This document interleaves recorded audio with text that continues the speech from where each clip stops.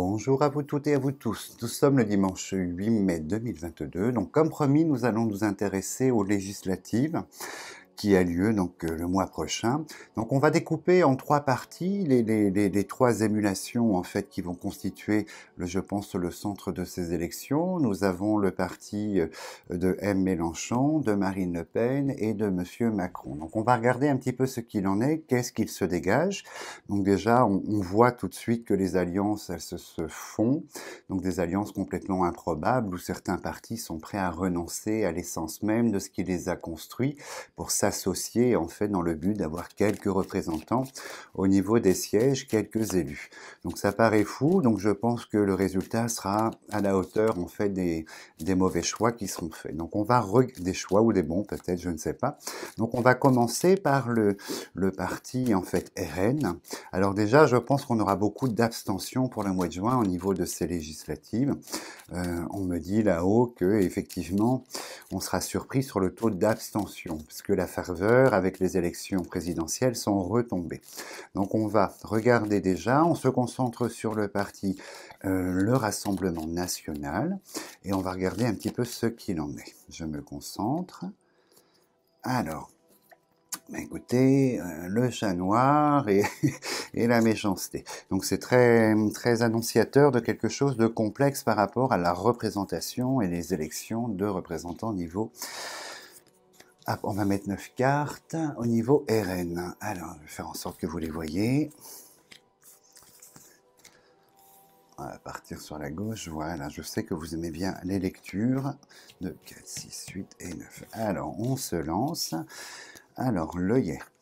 L'union, donc effectivement, je pense qu'on va parler de l'union qui n'a pas été faite. On va regarder ce qu'il en est exactement. Vous voyez, on a les ciseaux, donc l'union qui était conseillée par rapport au perdant, à Monsieur Zemmour, s'il y avait eu une association, un rassemblement, mais ça n'a pas été fait.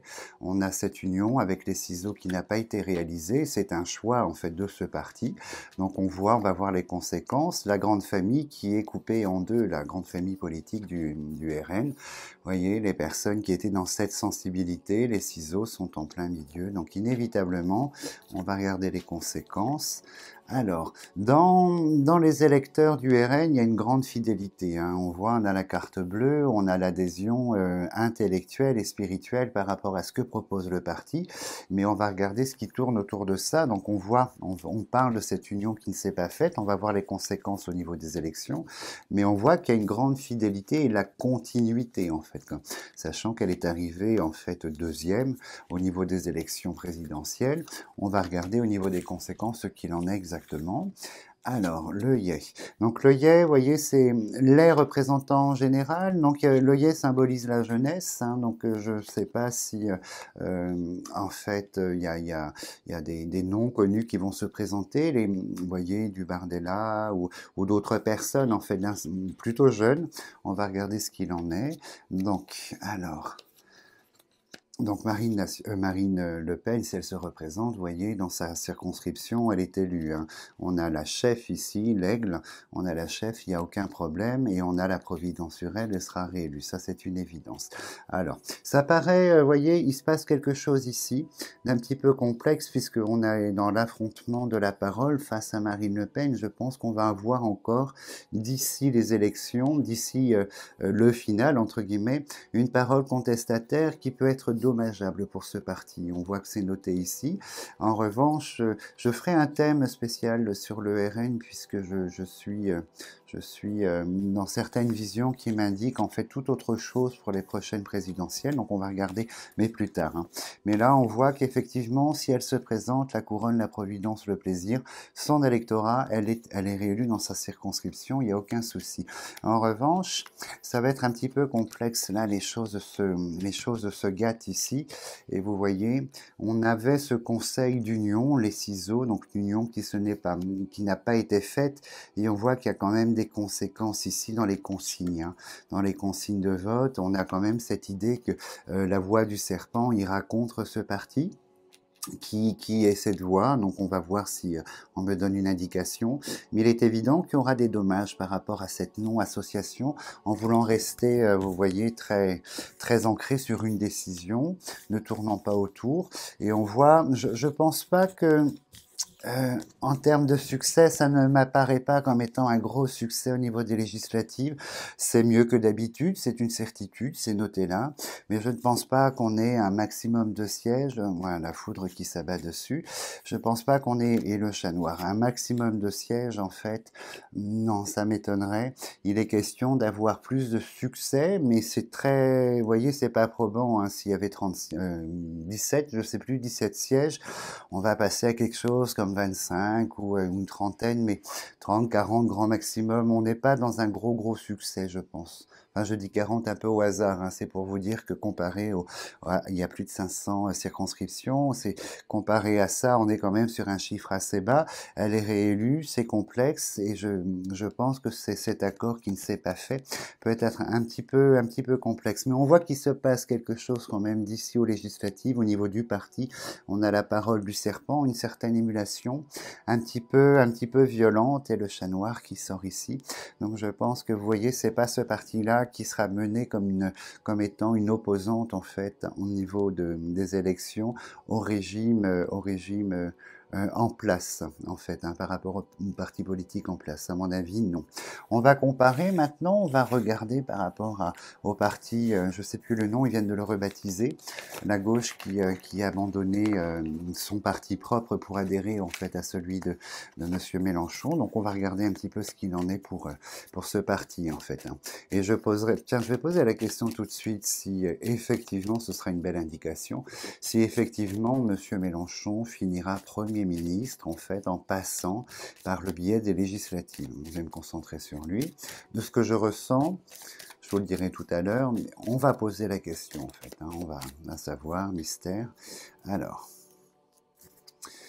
il y a les corbeaux, les deux cœurs. Donc les corbeaux, c'est quand même la contestation en fait et l'opposition. Donc on va regarder, est-ce que Monsieur Mélenchon a des chances d'être élu par ce biais-là au poste de Premier ministre? On regarde, trafic, négociation, destin. Et non, c'est quelque chose qui ne se fera pas. Vous voyez, on voit tout de suite que bon, le chat noir sort, les blocages. On voit tout de suite que c'est quelque chose qui n'est pas inscrit sur sa destinée, finir Premier ministre, et c'est quelque chose qui ne va pas se réaliser, c'est une certitude. On est dans autre chose, en fait, hein.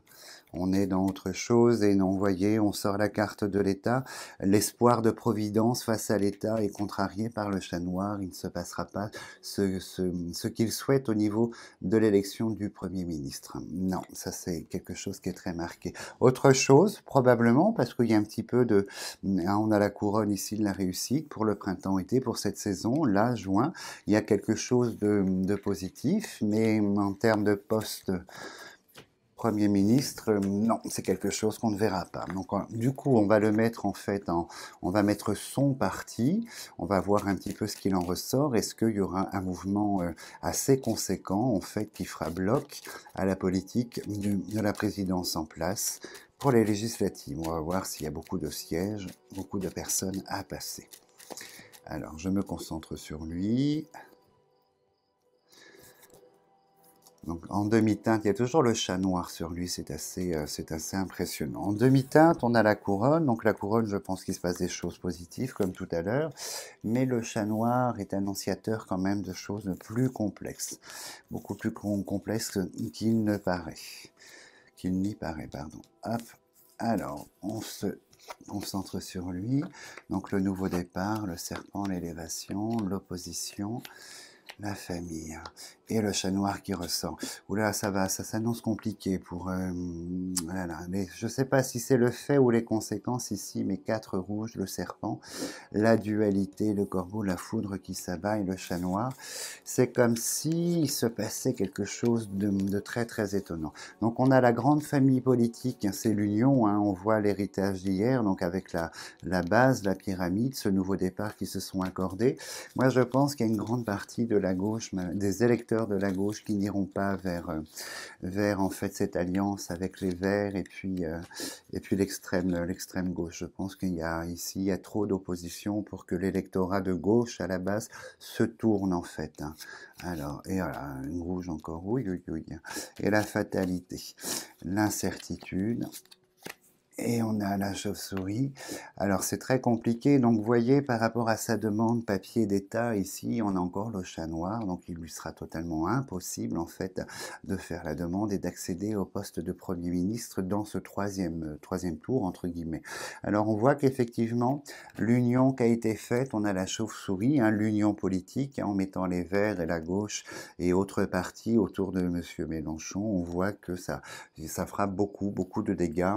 Ça ne fera pas l'effet espéré, l'effet attendu, escompté d'avoir un gros mouvement de bloc pour faire face au niveau des législatives. C'est vraiment de la demi-teinte. On va regarder à quelle hauteur. Je m'attendais pas à ça, je pensais que justement, en l'idée que l'union faisait la force, on pouvait éventuellement obtenir quelque chose, mais on sent au sein de la famille politique la divergence. On est sur une image, finalement, j'ai le sentiment qu'on est sur une image qu'on propose, mais intérieurement, dans cette famille politique, la divergence est trop complexe, il y a trop, c'est la perte, hein, vous voyez, c'est la perte, donc c'est trop complexe. Et là, l'électorat est là. Donc on a un électorat très divisé sur ce qui vient de se passer dans ces alliances, très divisé en fait, hein. Et là, on a donc le leader, l'homme couronné, ça c'est Monsieur Mélenchon. On a ce leader qui sort là. Alors, on va un petit peu plus loin.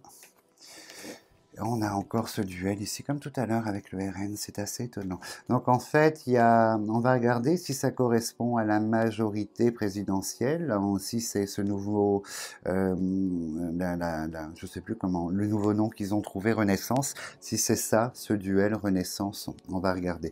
Mais en revanche, vous voyez, l'Union, on a la maladie dessus par rapport à l'électorat. Il y a quand même un absentéisme, un taux d'abstention qui est très conséquent pour le mois de juin. Je pense qu'il y a quelque chose de cet ordre-là au niveau électif parce que c'est trop lourd. Ils pensaient arriver, ils n'arrivent pas. Donc on voit, il y a quand même, vous voyez, on a la couronne, on a l'appui, on a la sagesse. Il y a quand même des élus, hein, par le papier qui sont législatives, hein, qui vont passer, c'est une certitude. Mais visiblement, c'est pas du tout ce qu'il attendait non plus en termes de possibilités d'élection au niveau des sièges. Alors on va regarder pourquoi, parce que je m'attendais à autre chose, quelque chose de plus, parce qu'il a un pouvoir de persuasion assez intense finalement, puisqu'il a réussi à débaucher les partis. Alors la soumission. Vous voyez, je pense toujours cet électorat qui n'est pas content. L'électorat, probablement, ne me parle pas des Verts, je pense que c'est la gauche qui n'est pas du tout contente, en fait, une grosse partie de cette alliance avec ce parti politique. Alors là, on met la dernière ligne, on regarde ce qu'il en est. C'est très complexe, hein. Je ne pense pas qu'on arrive à quelque chose d'exceptionnel au niveau de l'obtention de représentants en fait de ce parti, ce nouveau parti, l'Union des gauches. À mon avis, il y a des élections, il y a du résultat, mais c'est pas du tout à la hauteur de leurs espérances, hein. Trop de noir, trop de rouge.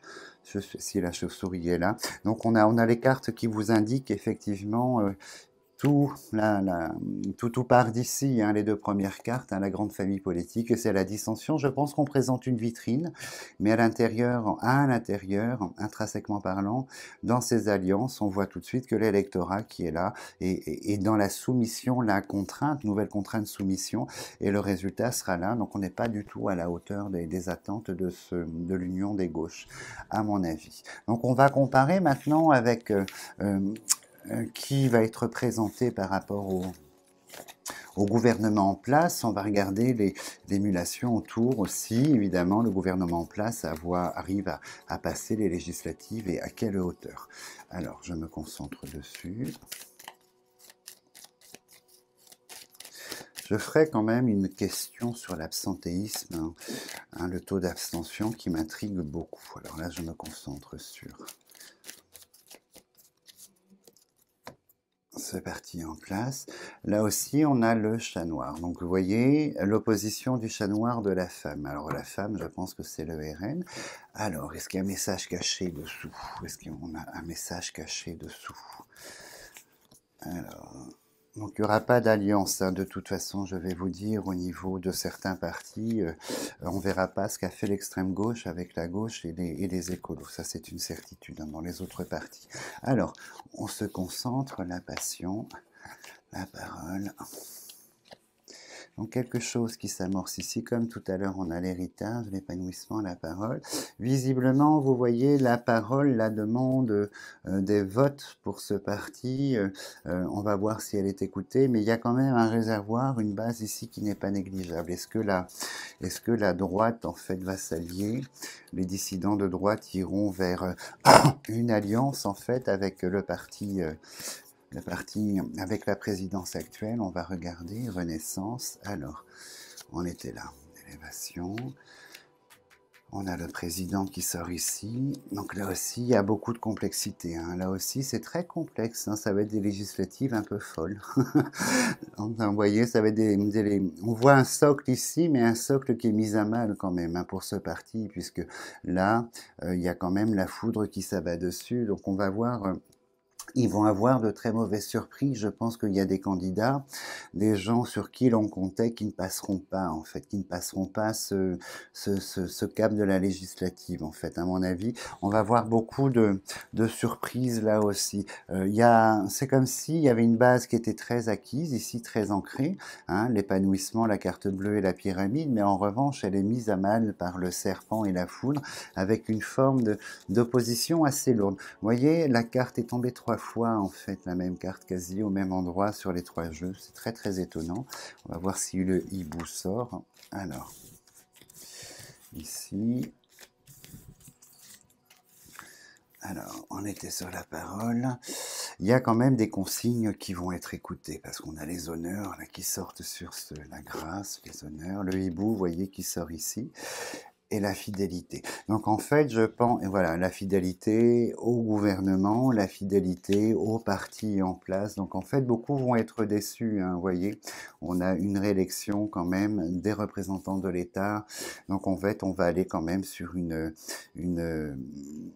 légitimité en fait par rapport au gouvernement en place à mon avis. Alors il y aura du barouf hein, au niveau parti politique qui est en place au niveau des représentants. Il y a la scission là, également dans la famille et on va voir des gens démissionner après, être limogés ou démissionner après les législatives au niveau du gouvernement et au niveau du parti. Des gens vont quitter, ça c'est une certitude. Hein. On a les ciseaux dans la grande famille politique, donc ça va se jouer en fait au résultat. Donc là aussi, il va se passer des choses assez étonnantes au sein du parti, mais en revanche, vous voyez, c'est la continuité de l'élection présidentielle. Le président est là, il a la grâce sur lui, et on voit la fidélité par rapport aux représentants d'État.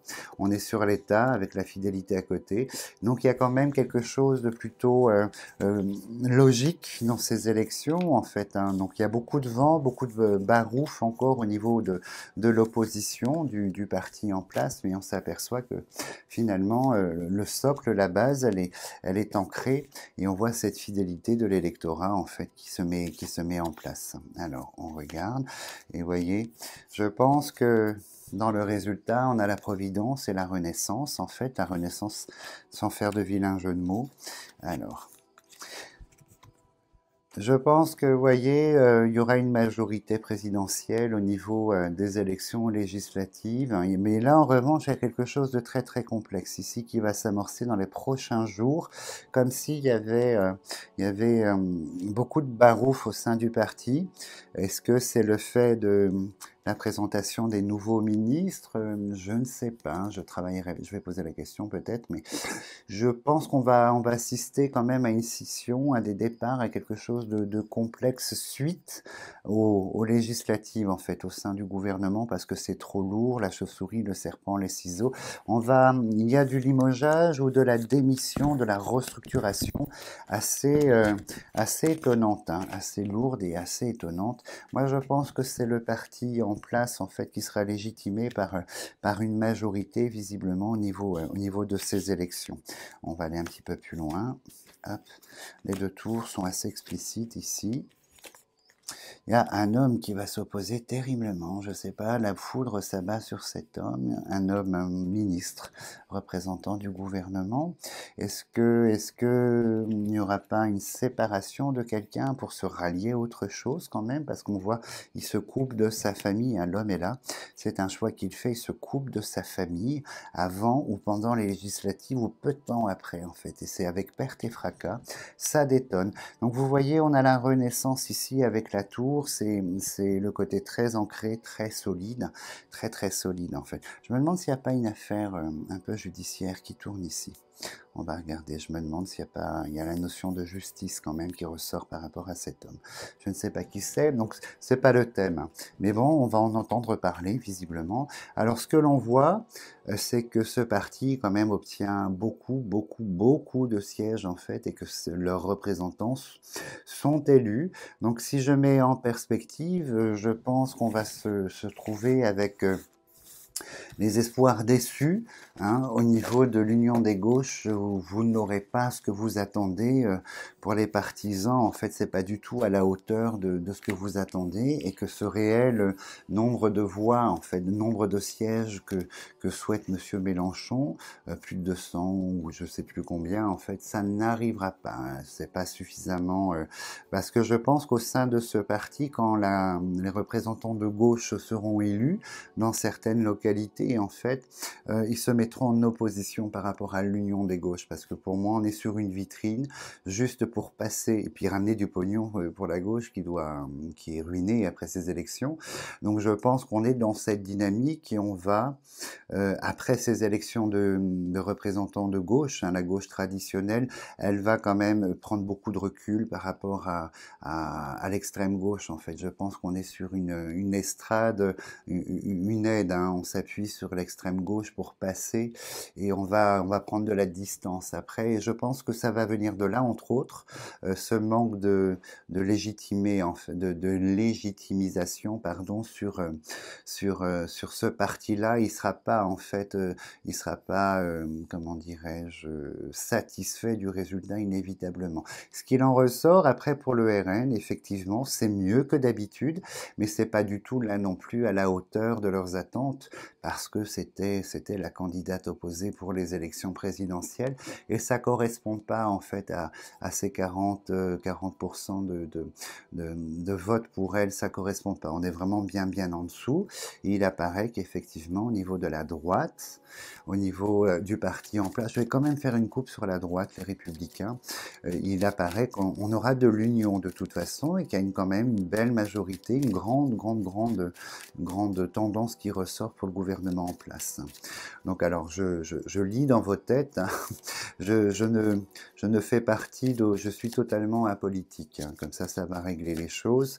Moi, j'ai abandonné l'idée qu'un représentant d'un parti pouvait apporter mon bonheur dans la société. Donc moi, vous voyez, je fais mes choix par moi-même, en fait, hein, selon moi-même et mon environnement. Je n'attends rien, donc je suis jamais déçu de ce qui se passe, en fait, hein. Surpris mais pas déçu.